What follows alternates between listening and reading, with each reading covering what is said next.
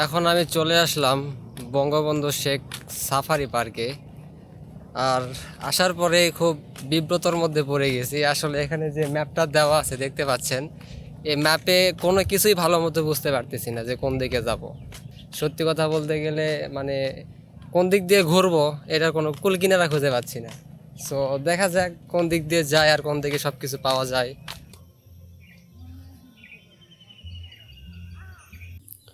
ঘুরতে ঘুরতে হঠাৎ চলে আসলাম কুমিরের পার্কে। কুমির অনেক দূরে থাকায় আপনাদেরকে ক্যামেরায় দেখাতে পারলাম না। এরপর উট পাখি দেখতে চলে আসলাম, আর ভালোভাবে দেখার জন্য ক্যামেরা যখনই নেটের ওপরে নিলাম তখনই উট পাখি এমন একটা গর্জন দিল, সেটা দেখেই আমি ভয়ে পিছিয়ে গেলাম।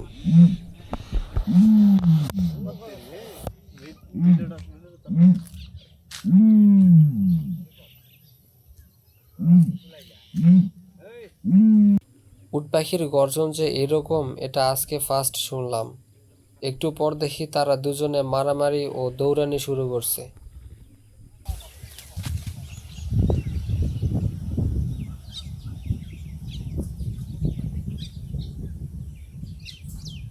এটার স্পেসিফিক নাম কি সেটা জানি না, বাট বড় ধরনের উট পাখি হচ্ছে এটা, আর এর পাশেই রয়েছে ছোট ধরনের উট পাখি।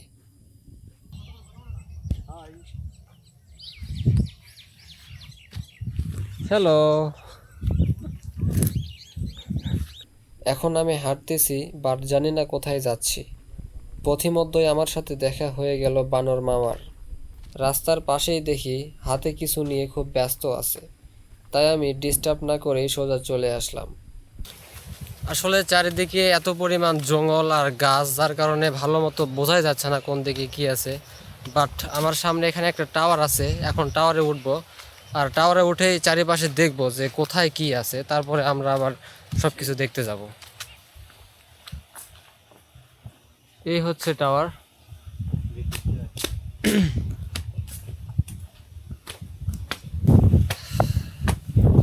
আশা করি টাওয়ারের উপরে উঠলে চারিপাশে খুব ভালোভাবে দেখতে পাবো। আর আমার মনে হয় যে এই টাওয়ারটা বানানোর উদ্দেশ্যই হচ্ছে এটা, যে চারিপাশে কতটা সুন্দর এই জিনিসটা উপভোগ করার জন্য মেবি টাওয়ারটা বানানো হয়েছে। ওয়াও, চারিপাশে শুধু গাছ আর গাছ, আর তো কিছু দেখি না। এই যে একটা বাংলো, ওয়াও, খুবই অসাধারণ একটা ভিউ। আর মনে হচ্ছে যে আমি অ্যামাজন জঙ্গলের মাঝখানে কোনো একটা ওয়াচ টাওয়ারে দাঁড়িয়ে আমি চারপাশটা দেখতেছি। সত্যি কথা বলতে একদম মনোমুগ্ধকর, জটিল। এটা বেস্ট, আসলে এটা বেস্ট। মানে এই ওয়াচ টাওয়ার থেকে দেখতে এতটা সুন্দর লাগবে সত্যি আমি কখনোই কল্পনা করিনি। ওয়াচ টাওয়ার থেকে নেমে আমি আর আমার ভাই এই নিরিবিলি রাস্তা দিয়ে হাঁটছি অজানা গন্তব্যে। আসলে এই রাস্তা দিয়ে গেলে সামনে কি আছে সেটাও জানি না, বাট রাস্তা সুন্দর তাই আমরা দুজন হাঁটছি। ব্রিজে উঠবো না? অবশ্যই উঠবো ভাই।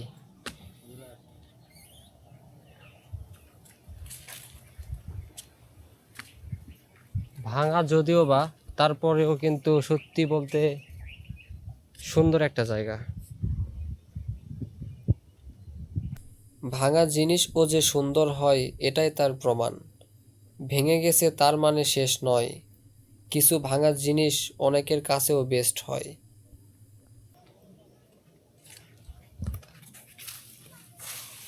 অন্য কেউ ঘুরতে আসলে হয়তো এইরকম জায়গায় আসবে না যেখানে আমরা পার হচ্ছি।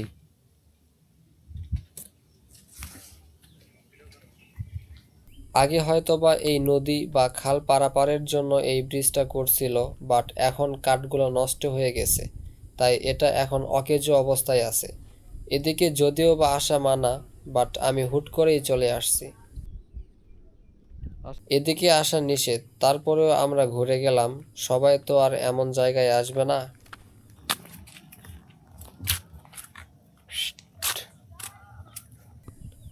অনেক চেষ্টা করলাম তার সাথে কথা বলার, বাট সে আমার কথা বুঝলই না, বোঝার চেষ্টাও করলো না।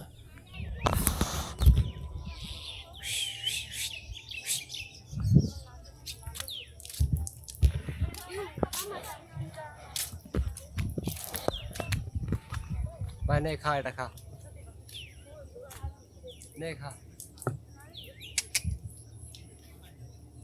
ভয় পা।